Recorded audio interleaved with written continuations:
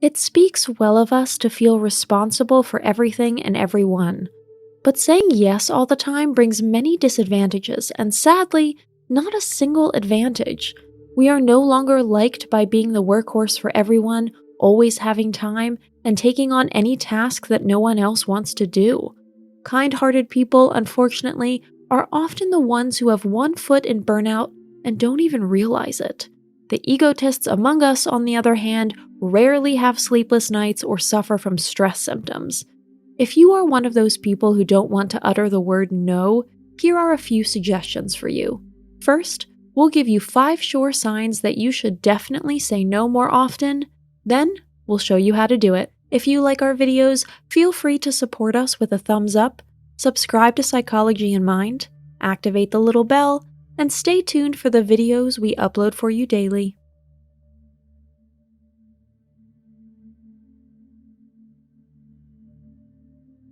Number 1, you don't recognize yourself. Are you figuratively stuck in someone else's life that has nothing to do with you as a person? Are you only a service provider for others? Are you professionally far behind your possibilities? And are you only called when someone needs something from you? If your everyday life feels like a much too tight garment that you accidentally stole from a dressing room, it's no time. Get your life back before a lack of meaning and perspective that takes away your joy in it. Number 2, you find it hard to motivate yourself. When we can do what we love and what our hearts yearn for, no road is too far and no work too arduous.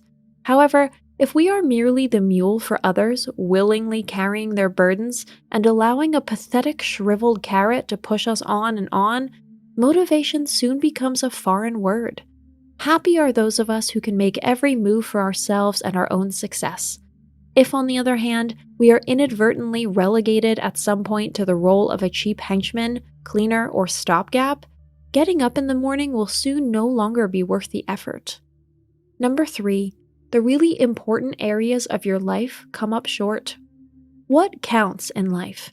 Every person must answer this question for themselves. There is no universal patent remedy.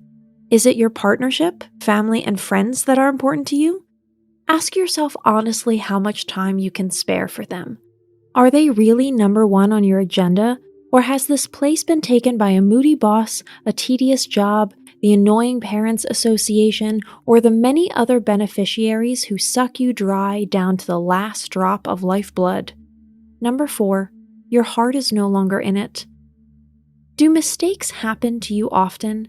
Are you unfocused and erratic? Do you deliver late or not at all? Whether it's professional or personal, the result always speaks for itself and bears unmistakable witness to how attached we are to something or not. If you're constantly falling short of your own expectations, you're probably doing too much of the wrong things. Number 5, your body feels overtired and exhausted. Stress manifests itself furiously in the form of physical symptoms. And stress is what we're exposed to when we're constantly just functioning for others and having to meet other people's expectations. Those who constantly say yes to others say no to themselves. From problem to solution. If you have recognized yourself in some of these points, then it is high time for a change of course. Saying no takes real effort for many people, but there are a few helpful tricks that can get you on the right track. Number 1, believe in yourself and your abilities. Privately, saying no is a thing. We are attached to the people who ask us for help and naturally want only their best. But what about professionally? Do you really think that this job is the best you can achieve? Is it your idea of fulfillment and success to always work for others and be granted the decision-making powers of a toddler? Believe in yourself, because no one else will. Number 2, set limits and practice daily. As with all great endeavors, it's the small steps that get us where we want to go. It doesn't make much sense to throw your entire environment under the bus because you finally realize that you're a good yes man. Start with small, rather insignificant things. Turn down a piece of chocolate that's offered to you, or put off until later that distraught friend on the phone who's dying to tell you her latest woe. Number 3, just do it. It doesn't hurt. saying no can be infinitely liberating. Most of the time, we don't even realize what a crushing corset we've allowed ourselves to be pressed into all this time by constantly just agreeing. According to the sporty motto, "just do it," it is really worthwhile to clear a blank slate once in a while. Keep it polite and friendly, but stick to your no. If someone proves to be particularly stubborn, you might be helped by the fact that, according to research, everyone understands the message behind a no after the third rejection at the latest. And yes, some people really do take that long. Number 4, listen more to your needs.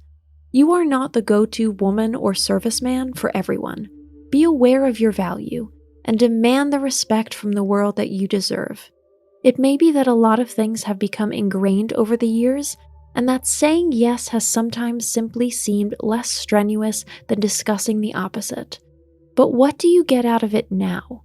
Your environment is used to simply dumping all the annoying to-dos on your shoulders or on your desk.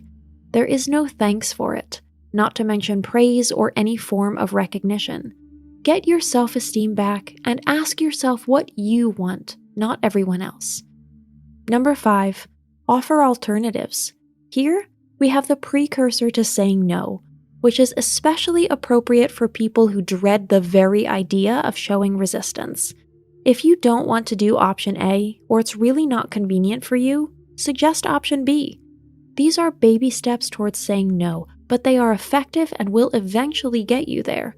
It's also a great way to see how accommodating your peers are when they encounter a teeny bit of rejection. Can you find a compromise? Good. If they want to force your agreement, say no. Today's conclusion: you don't have to explain yourself. No is a complete answer. It doesn't need footnotes or explanations.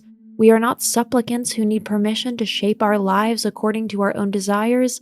Even if you find it difficult at first to switch from the yes faction to the enemy camp, it will be worth it.